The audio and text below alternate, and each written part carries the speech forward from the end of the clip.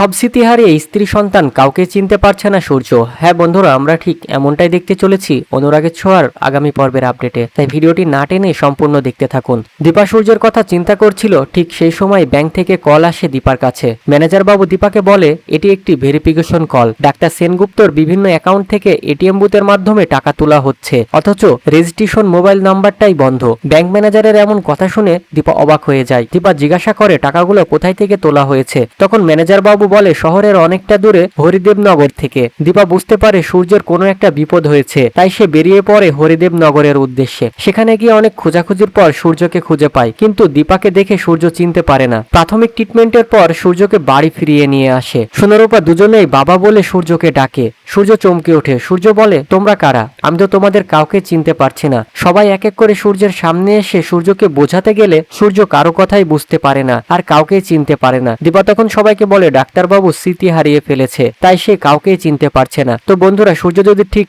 এমনই স্মৃতি হারিয়ে সব কথা ভুলে যায় তাহলে কেমন হবে তা অবশ্যই কমেন্টের মাধ্যমে জানিও। আর দীপা কি পারবে তার ভালোবাসা দিয়ে সূর্যের স্মৃতি ফিরিয়ে আনতে, সবকিছু আগের মতো ঠিক করে দিতে? তা জানতে ভিডিওটিতে একটি লাইক দিয়ে আমাদের চ্যানেলটি সাবস্ক্রাইব করে রাখো।